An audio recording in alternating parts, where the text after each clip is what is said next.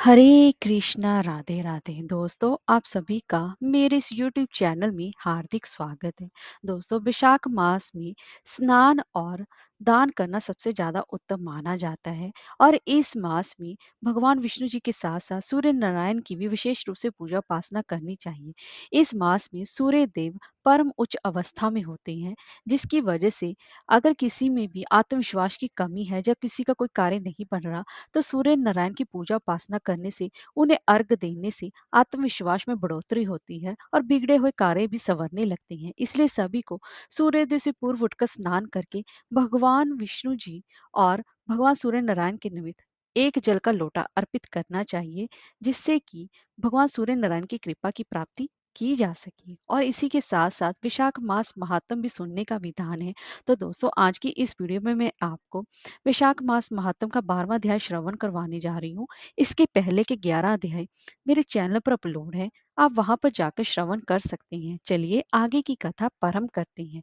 गुरु कश्यप जी द्वारा राजा महिरथ को उपदेश देने पर राजा महिरथ बहुत ही ज्यादा दुखी हुआ और अपने कर्मों पर ग्लानि करने लगा। फिर गुरु कश्यप की आज्ञा अनुसार पूरे भाव से विशाख मास का स्नान, दान आदि का नियम शास्त्रीय विधि के अनुसार पूरा किया।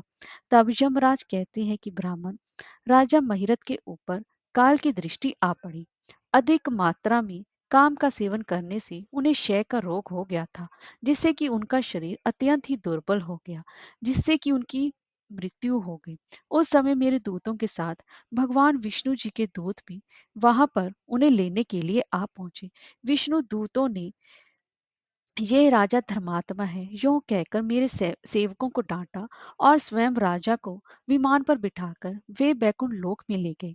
विशाख मास में प्रातःकाल स्नान करने से राजा का पातक नष्ट हो चुका था। भगवान विष्णु जी के दूत अत्यंत ही चतुर होते हैं। वे भगवान की आज्ञा से राजा महिरथ को नरक के मार्ग से निकट से लेकर चले गए। जाते जाते राजा ने नरक में पकाए जाने के कारण घोर चित्कार करने वाले नारकीय जीवों का भी भयानक स्वर उसे सुनाई दिया। और इसी के साथ साथ कड़ाह में डालकर उठाए जाने वाले पापुओं का रोना बड़ा भयंकर था। सुनकर राजा को बड़ा ही विस्मय हुआ। वे अत्यंत दुखी होकर दूतों से बोले, जीवों के कराहने की ये भयंकर आवाज क्यों सुनाई दे रही है? इसका क्या कारण है? आप लोग सब सब बातें बताने की कृपा करें। विष्णुदूत बोले, जिन प्राणियों ने धर्म मर्यादा का परित्याग किया है, जो पापचारी व पुण्यहीन हैं, वे वो ताम मिस्तर आदि भयंकर नरकों में डाले गए हैं। और पापी मनुष्य प्राण त्याग के पश्चात यमलोक मार्ग में आकर भयानक दुख भोगते हैं। यमराज के भयंकर दूत उन्हें इधर उधर घसीटते हैं और इसी के साथ वे अंधकार में गिर पड़ते हैं। उन्हें आग में जलाया जाता है।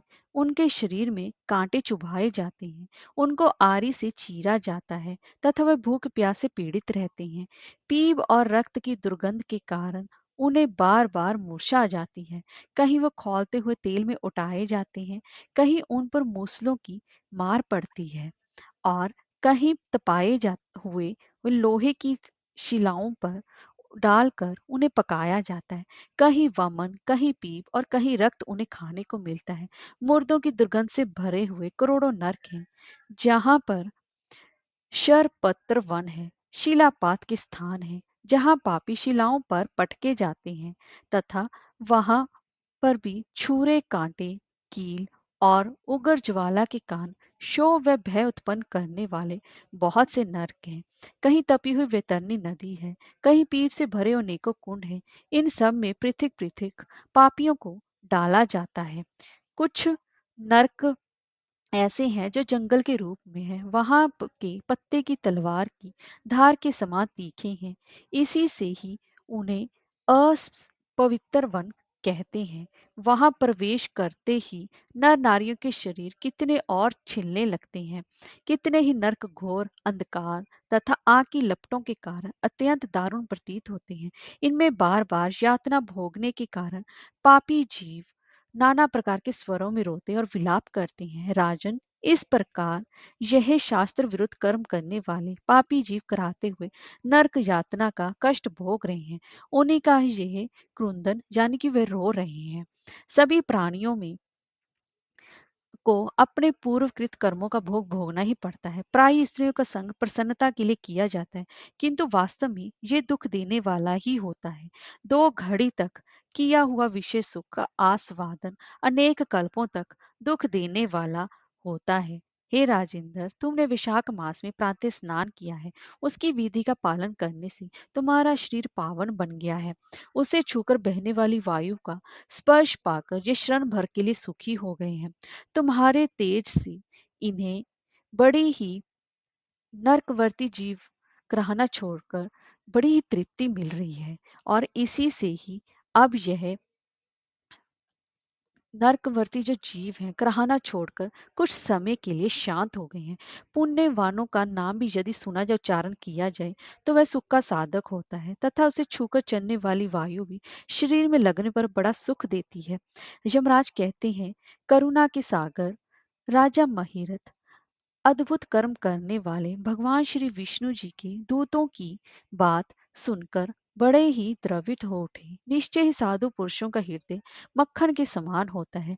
जैसे मक्खन आग की आंच में आकर पिघल जाता है, उसी प्रकार साधु पुरुषों का हृदय भी दूसरों के दुखों से दुखी होकर द्रवित हो जाता है।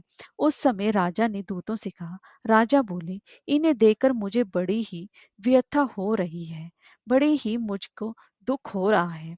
मैं इन व्यथित प्राणियों को छोड़कर जाना नहीं चाहता। मेरी समझ में सबसे बड़ा पापी वही है जो समर्थ होते हुए भी वेदनाग्रस्त जीवों का शोक ना दूर कर सके। यदि मेरे शरीर को छूकर बहने वाली वायु के सजीव सुखी हुए हैं, तो आप लोग मुझे उसी स्थान पर ले चलिए, क्योंकि जो चंदन वृक्ष की भांति करके उन्हें प्रसन्न करते हैं तथा जो परोपकार के लिए स्वयं कष्ट उठाते हैं, वही पुण्य आत्मा है। संसार में वे ही संत हैं जो दूसरों के दुखों का नाश करते हैं तथा पीड़ित जीवों की पीड़ा दूर करने के लिए जिन्होंने अपने प्राणों को तिनके के समान निछावर कर दिया है। जो मनुष्य सदा दूसरों की भलाई के लिए तैयार रहते हैं, उन्होंने ही इस पृथ्वी को धारण करके कर रखा है। जहां सदा अपने मन को ही सुख मिलता है, वह स्वर्ग भी नरक के ही समान है। अतः साधु पुरुष सदा दूसरों के सुख से ही सुखी होते हैं। यहाँ नरक में गिरना अच्छा, प्राणों से वियोग हो जाना भी अच्छा, किंतु पीड़ित जीवों की पीड़ा दूर किए बिना ही एक क्षण भी सुख भोगना अच्छा नहीं माना जाता। इसीलिए फिर हमें सब इसकी रक्षा करनी चाहिए। दूत बोले, राजन, पापी पुरुष अपने कर्मों का ही फल भोगते हुए भयंकर नरक में पकाए जाते हैं।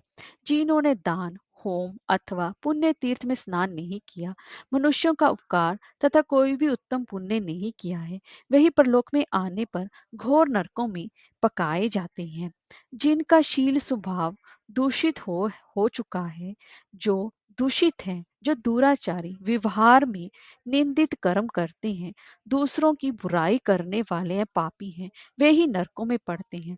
जो पापी अपने वचनों से दूसरों के हृदय पर चोट करते हैं तथा जो प्रायी स्त्रियों के साथ विहार करते हैं, वे नरकों में पकाए जाते हैं। महाभाग भूपाल, आओ अब भगवान के धाम को चलें। तुम पुण्यवान हो, अतः अब तुम्हारा यहाँ ठहरना उचित नहीं है। राजा ने कहा, हे विष्णु दूतगण, यदि मैं पुण्य आत्मा हूं तो इस महाभयंकर यात्रा मार्ग में मैं कैसे लाया गया? मैंने कौन सा पाप किया है तथा किस पुण्य के प्रभाव से मैं विष्णु धाम को जाऊंगा? आप लोग मेरे संदेह को दूर करें। तब दूत बोले, हे राजन, तुम्हारा मन काम के अधीन हो रहा था, इसलिए तुमने कोई पुण्य यज्ञ अनुष्ठान नहीं किया है, इसीलिए तुम्हें इस मार्ग से लाया गया है। और किंतु लगातार 3 वर्षों तक तुमने अपने गुरु की प्रेरणा से वैशाख मास में विधि पूर्वक प्रातः स्नान किया है तथा महापापों और अति पापों की राशि का विनाश करने वाले भक्त वत्सल विश्वेश्वर भगवान मधुसूदन की भक्ति पूर्वक पूजा की है। ये सब पुण्यों का सार है। केवल इस एक ही पुण्य से तुम देवताओं के द्वारा पूजित होकर श्री विष्णु धाम जी को जा रहे हो। राजन, जैसे एक ही चिंगारी पड़ जाने से तिनकों की राशि भस्म हो जाती है, उसी प्रकार वैशाख में प्रातः स्नान करने से पाप राशि का विनाश हो जाता है। जो वैशाख में शास्त्रोक्त नियमों से युक्त होकर स्नान करता है, वह हरि भक्त पुरुष अति पापों के समूह से छुटकारा पाकर विष्णु भगवान के समीप जाता है। यमराज कहते हैं, हे ब्राह्मण देव, तब दया सागर राजा ने उन जीवों को शोक से पीड़ित हो भगवान श्री विष्णु जी के दूतों से विनय पूर्वक कहा, साधु पुरुष प्राप्त हुए ऐश्वर्य का, गुणों का तथा पुण्य का यही फल मानते हैं कि इनके द्वारा कष्ट में पड़े जीवों की रक्षा की जाए। यदि मेरा कुछ पुण्य है तो उसी के प्रभाव से ही यह नरक में पड़े हुए जीवों का उद्धार किया जाए और ये स्वर्ग को चले जाएं और मैं इनकी जगह नरक में निवास करूंगा। राजा के ऐसे वचन सुनकर श्री विष्णु जी के मनोहर दूत उनके सत्य और उदारता पर विचार करते हुए इस प्रकार बोले कि राजन, तुम इस दया रूप धर्म के अनुष्ठान से तुम्हारे संचित धर्म की विशेष वृद्धि हुई है और तुमने विशाख मास में जो भी स्नान, दान, जप, पूजा पाठ, देव पूजन आदि कर्म किए हैं वह अक्षय हो गए हैं और अक्षय फल देने वाले माने गए हैं। जो विशाख मास में स्नान दान करके भगवान विष्णु जी का पूजन उपासना करता है वह सभी कामनाओं को प्राप्त होकर श्री विष्णु धाम जी को जाता है। एक और तप, दान और यज्ञ आदि की शुभ क्रियाएं और एक और विधि पूर्वक आचरण में लाया हुआ विशाख मास का यह व्रत हो तो विशाख मास का फल अधिक ही होता है। हे राजन, विशाख मास के एक दिन का भी जो पुण्य है वह तुम्हारे लिए सब दानों से बढ़कर है। दया के समान धर्म, दया के समान तप, दया के समान दान और दया के समान कोई मित्र नहीं है। पुण्य का दान करने वाला मनुष्य सदा लाख गुना पुण्य की प्राप्ति करता है। इसीलिए विशेषतः तुम्हारी यह दान करने के कारण ही तुम्हारे धर्म की अधिक वृद्धि हुई है। जो मनुष्य दुखित प्राणियों का दुख से उद्धार करता है वही संसार में पुण्य आत्मा है। उसे भगवान नारायण के अंश से उत्पन्न समझना चाहिए। राजन, वैशाख मास की पूर्णिमा को तीर्थ में जाकर तुमने जो सब पापों का नाश करके भगवान श्री हरि जी को साक्षी बनाकर स्नान दान आदि पुण्य किया है, उसी से ही विधिवत भगवान श्री विष्णु जी को तुमने निमित्त तर्पण और दान किया है और उन्हीं 3 दिनों का तुम संकल्प करके इन पापियों के लिए दान कर दो जिससे कि ये नरक से निकलकर स्वर्ग को चले जाएं। राजन, हमारा तो ऐसा विश्वास है कि पीड़ित जंतुओं को शांति प्रदान करने से जो आनंद मिलता है उससे मनुष्य स्वर्ग और मोक्ष की प्राप्ति कर पाता है। इसे देखकर हम लोगों को भी बड़ी ही खुशी मिलती है। और राजन, यदि तुम्हें अच्छा जान पड़े तो बिना विलंब किए इन्हें अपने पुण्य प्रदान करो जो नरक यातना के दुख को दूर करने वाला है। विष्णु दूतों के जो कहने पर दयालु राजा महिरथ ने भगवान गदाधर को साक्षी बनाकर 3 बार प्रतिज्ञा पूर्वक संकल्प करके उन पापियों के उद्धार के लिए अपना पुण्य अर्पण किया। विशाख मास के एक दिन के ही पुण्य का दान करने पर वे सभी जीव यम यातना के दुख से मुक्त हो गए और फिर अत्यंत हर्ष में भरकर वह श्रेष्ठ विमान पर आरूढ़ हुए और राजा की प्रशंसा करते हुए उन्हें प्रणाम करके स्वर्ग को चले गए। इस दान से राजा को विशेष पुण्य की प्राप्ति भी हुई और इसी से देवताओं का समुदाय उनकी स्तुति करने लगा तथा वे जगदीश्वर श्री विष्णु जी के पार्षद द्वारा अभिवंदित होकर उस परम पद को प्राप्त हुए जो बड़े बड़े योगियों के लिए भी दुर्लभ है। इतनी कथा कहने के बाद यमराज कुछ रुके और फिर पुणे बोले कि हे ब्राह्मण, यह विशाख मास का जो महीना है, विशाख मास और विशाख पूर्णिमा का कुछ महात्म मैंने तुम्हें थोड़े में ही बतलाया है। ये महात्म धन, यश, आयु तथा परम कल्याण प्रदान करने वाला माना गया है। इतना नहीं, इससे स्वर्ग तथा लक्ष्मी की भी प्राप्ति होती है। ये प्रशंसनीय महात्म अंतकरण को शुद्ध करने वाला और पापों को धो डालने वाला है। माधव मास का यह महात्म और यह चरित्र और हम दोनों के संवाद सुनने पढ़ने तथा विधि पूर्वक अनुमोदन करने से मनुष्य को भगवान की भक्ति प्राप्त होती है जिससे कि समस्त क्लेशों का नाश हो जाता है। सूर्य जी कहते हैं कि यमराज जी ये बात सुनकर वह ब्राह्मण उन्हें प्रणाम करके चला गया। उसने भूतल पर प्रतिवर्ष स्वयं तो विशाख स्नान की विधि का पालन किया ही, साथ ही दूसरों से भी इस विशाख मास के विधि से पालन करने को कहा। यह ब्राह्मण और यम का स्वाद मैंने आप लोगों से विशाख मास के पुण्य में स्नान के प्रसंग में सुनाया है। जो एकाग्रचित होकर विशाख मास की इस महात्म का श्रवण करता है, वह सभी पापों से छूटकर पुण्य की ओर अग्रसर होता है और श्री विष्णु जी के परम पद को प्राप्त होता है। इसीलिए सभी को वैशाख मास का स्नान अवश्य ही करना चाहिए, ताकि भगवान श्री हरि विष्णु जी की प्रीति की प्राप्ति हो सके। हरे कृष्णा, राधे राधे।